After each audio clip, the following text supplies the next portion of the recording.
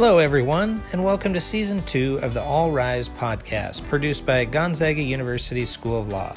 I'm your host, Ryan McNeese. I'm a proud alumnus of GU Law, where I obtained my Juris Doctorate and MBA. I'm a lawyer and business owner in the Spokane community.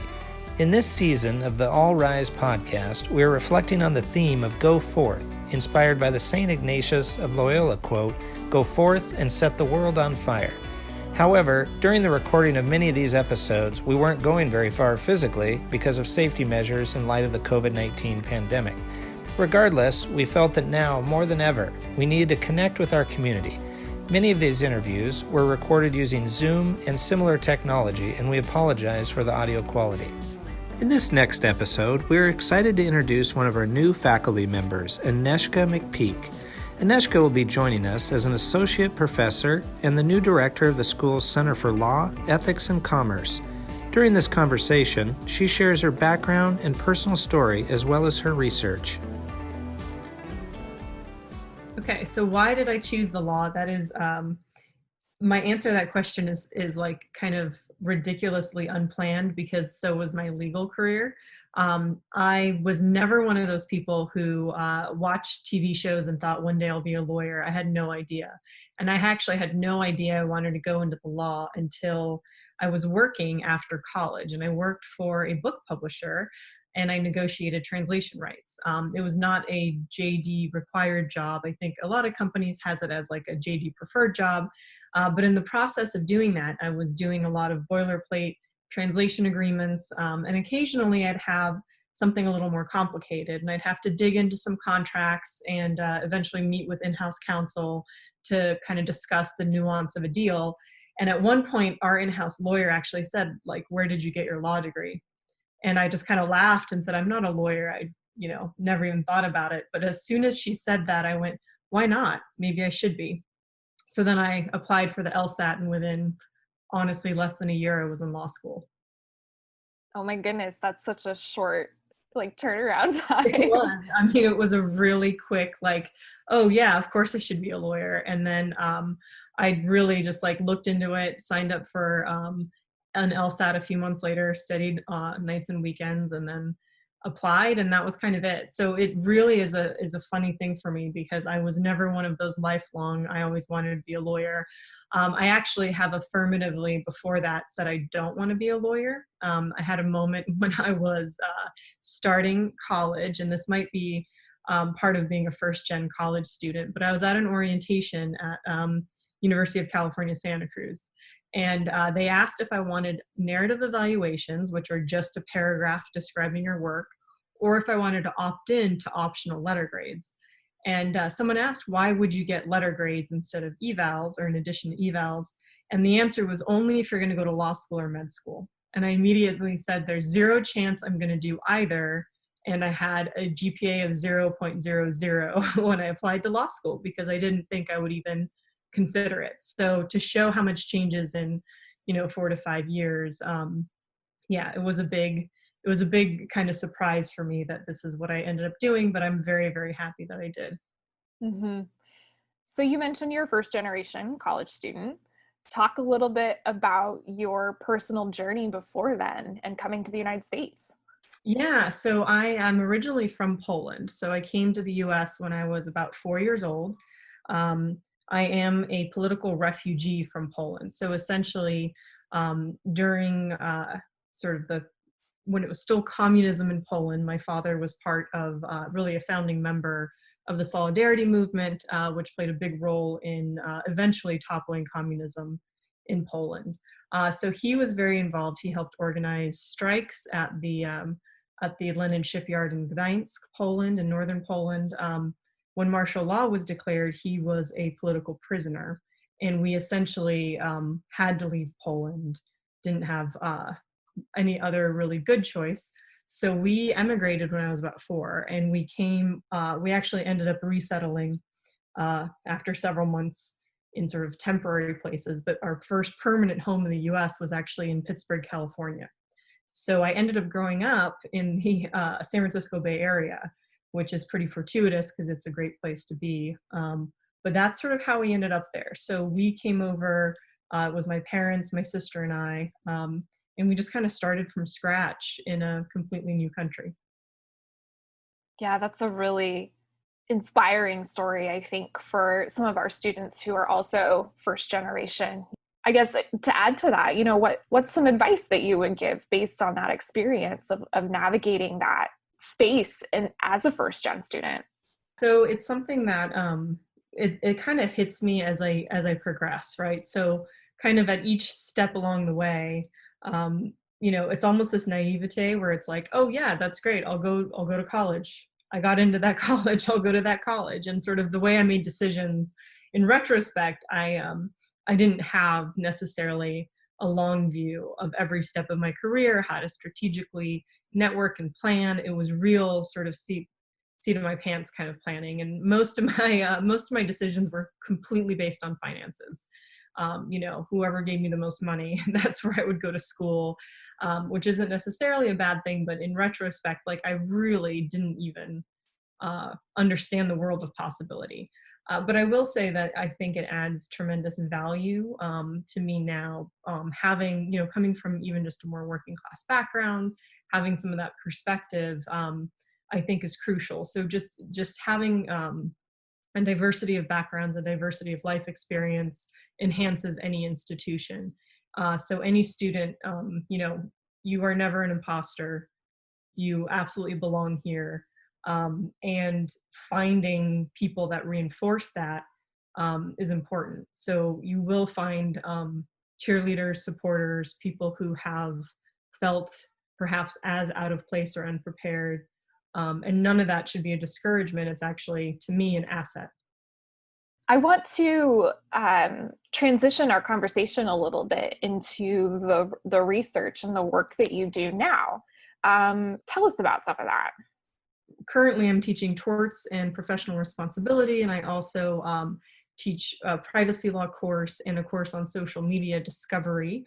I'm looking forward to adding corporations to my repertoire, and perhaps a few other business courses. My own research and writing, a lot of the work that I do deals with law and technology. And I think part of growing up in the Bay Area, I did grow up in sort of a culture of innovation, entrepreneurship, and it's something that I personally really value. My dad was a small business owner. He started his own gardening business in the Bay Area. So I there's a lot that I really value about technology and innovation, and startups, for example. And so what I do for my research, I kind of have a few strands. I'm kind of a chase shiny objects person. So I'll sometimes find something really fascinating and then I'll go with it and go down the rabbit hole. But I write a lot about the role of social media in litigation.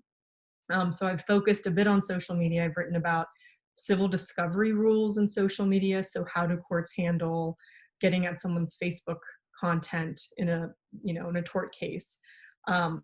With that, I've also written a little bit about ethics and lawyers using social media and what are the bounds of a lawyer's own use of social media. And then I have a kind of another strand that has taken me into the sharing economy, looking a little bit more about companies that are really disrupting our traditional relationships between business and employee and business and customer, and what that means for tort law.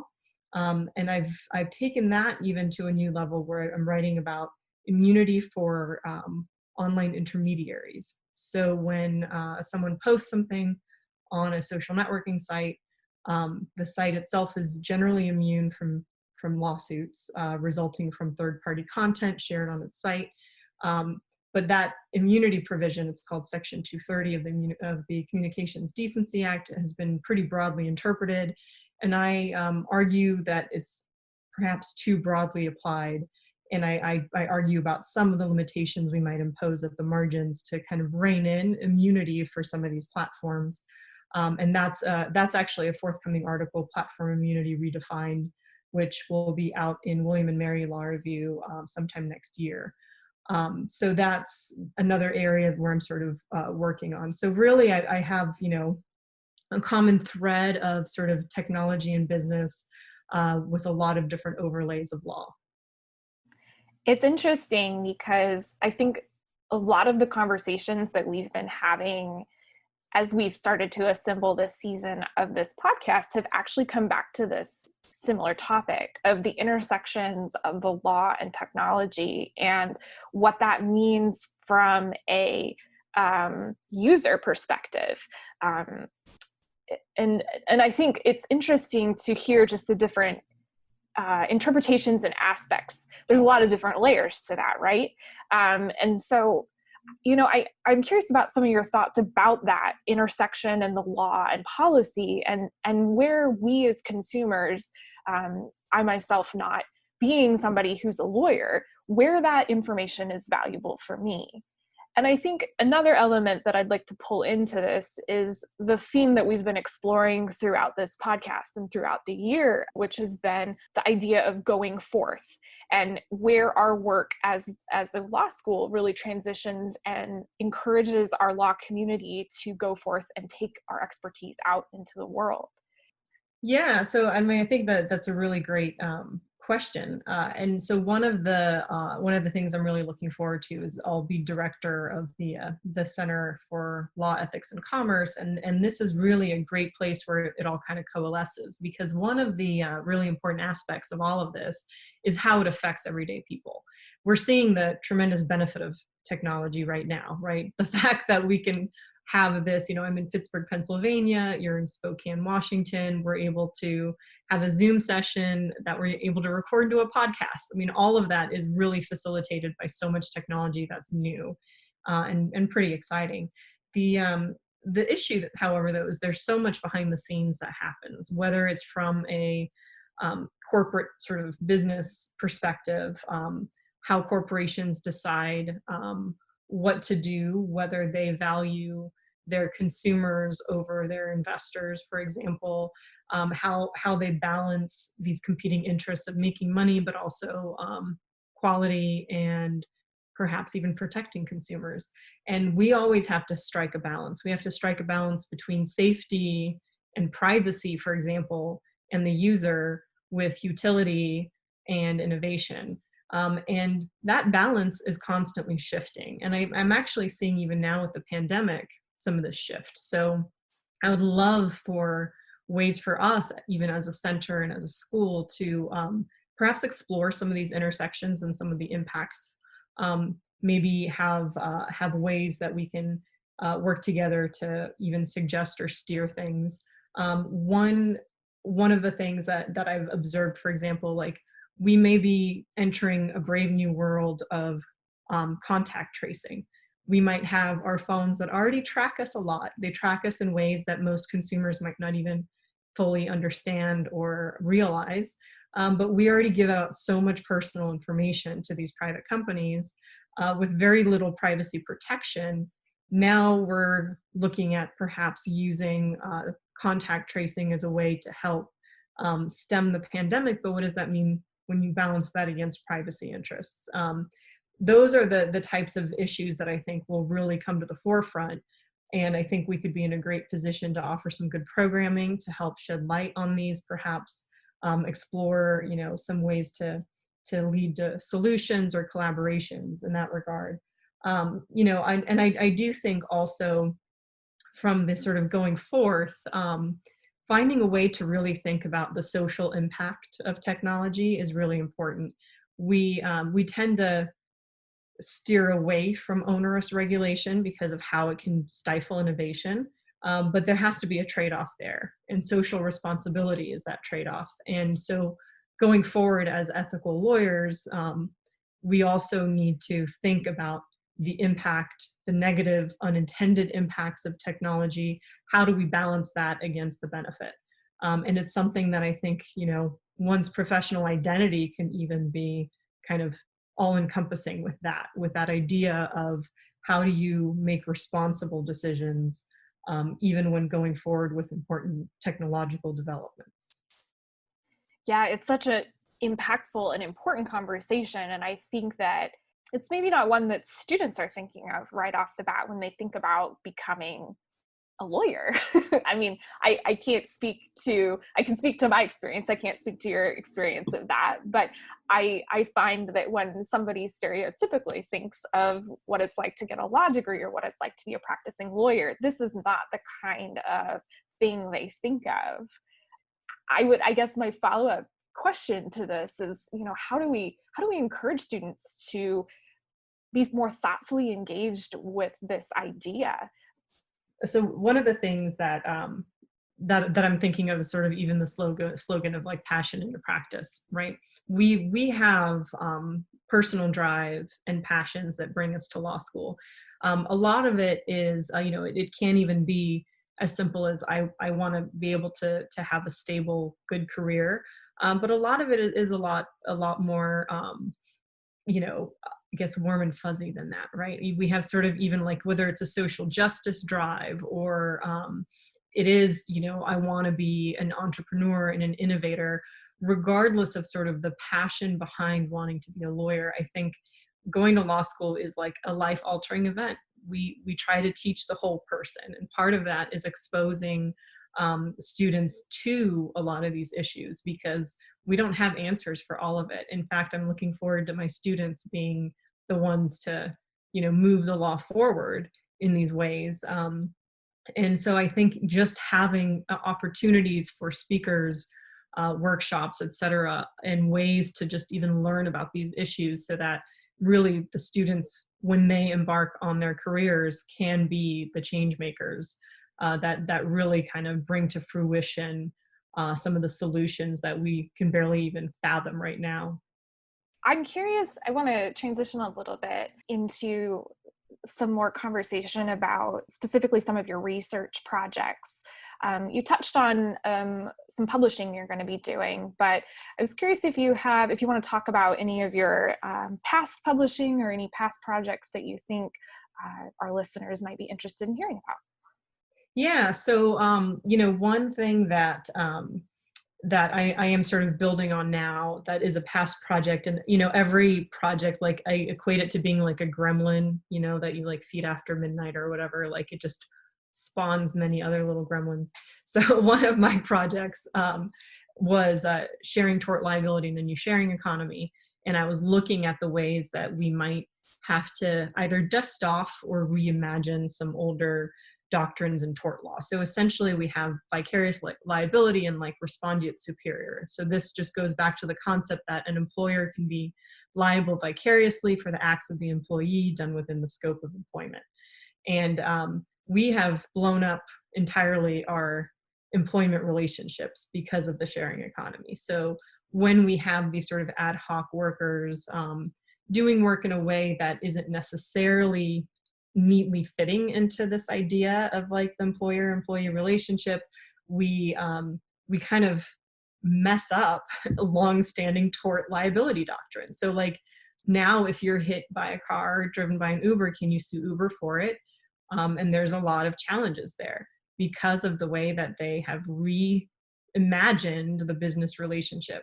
And I kind of look at other doctrine that could be used to sort of fill in these gaps, these liability gaps that are created by these new models. And a future paper is called Gig Agency, and is looking at agency law, but looking at it in a way of how do we deal with this new sharing economy and what is a new type of agency. And this is something that I think the pandemic is really bringing to light too, is that we rely so heavily on these sort of gig workers, but we have very little definition as to what their rights are, how tort law is going to handle this. And that's one area that I'm continuing to work on. Another project that just kind of came about is I've agreed to write something in the spring as well for St. Louis. I will write for them their teaching series, something about asynchronous online teaching. So one of my, moving away from sort of research areas, but one of my other passions is actually online teaching. And I feel like I'm just getting my feet wet, but I've taught online more than half a dozen times now, usually in an asynchronous format, which means students work which now students are, I'm sure, well aware of these terms, but students work through kind of at their own pace. So I tend to do, like this semester, I'm doing more of a blended approach with some live sessions, but a lot of it is designing a class that doesn't require us to be in the same on the same time together. And I've written a little bit about how that looks for law school education. So I'm really looking forward to exploring that more, especially as online teaching has become suddenly a huge necessity. So I'm excited to continue to learn more and expand in that area as well. Yeah, the COVID-19 crisis has, for a lot of reasons, also been a theme that's run throughout this podcast as we've had conversations around the challenges and the ways that it's influenced our work. And so I actually, you brought up the follow-up question that I was going to ask. It's like those two areas of your academic exploration are about to receive a whole infusion of really interesting data. And I mean, it's like it's like a blessing in a way. I think we're all about to learn a lot about where we are collectively in terms of like the sharing economy and the gig economy and online teaching. And I'm wondering, what are your thoughts on how we can learn from this experience and take that, I think, not just in, the realms you and I are talking about, but collectively, and learn from it as a society and build policy around it? I know that's a really big question, and I don't think you probably have the perfect answer, and I don't think anybody does, but I am curious to hear your thoughts. Right. So so for now it's trying to get my kids to change out of their pajamas every day, and to homeschool is like about the extent with which I'm revolutionizing my own life. But I will say that I love the perspective this is giving everybody. That a lot, I'm reading a lot of think pieces right now just about what exactly should we take away? Like when we talk about returning to normal, we know that's not going to be snapping our fingers and going back to January. It is going to actually look different. And how do we want it to be different? What do we not want to bring back from before? What inequities in our social structure are being brought to light, and how can we change that? One thing that I'm really excited that the center will be doing, Dr. Marks has a project on the health and technology policy project. And I think that's one of the ways that I could see us, even in the short term, promoting new policies that help improve public health, for example. I think that, going with this sort of sharing economy theme, we're beginning to redefine what we see as essential. And a lot of our essential workers are some of the most mistreated. And perhaps it is time for us to restructure how we do things in our economy, because we're seeing exactly the inequities that are arising. And yes, it's a great opportunity for change. So I did actually go to law school in New Orleans during Hurricane Katrina. And I saw what Katrina did to the city, but I also saw the opportunities that arose. So, some of the ways the city could rebuild for the better. Not all those opportunities came to fruition, but there really are ways that something this abrupt at least sheds light on issues, but also allows for kind of a radical rebuilding. And I'm hoping that, once we all emerge from the doldrums of self-isolation and can kind of return to a semblance of normalcy, I think we will appreciate each other more. We'll appreciate that time face to face. Already I think people are showing a lot of kindness to each other, and I'm hoping when we get to return to a more social life, that we can take this opportunity to fix and rebuild things, but to also appreciate each other even more. This episode of the All Rise podcast was produced by Gonzaga University School of Law with assistance from our colleagues at Gonzaga Instructional Development and Design. A special thanks goes to our alumni and donors who continue to support our mission of providing an excellent legal education informed by our humanistic, Jesuit, and Catholic traditions and values. Did you enjoy this episode? Let us know. Give us a shout out on LinkedIn, Twitter, Facebook, or Instagram. You know the drill. Or you can learn more about this podcast and us at law.gonzaga.edu. Thanks for listening, and go Zags!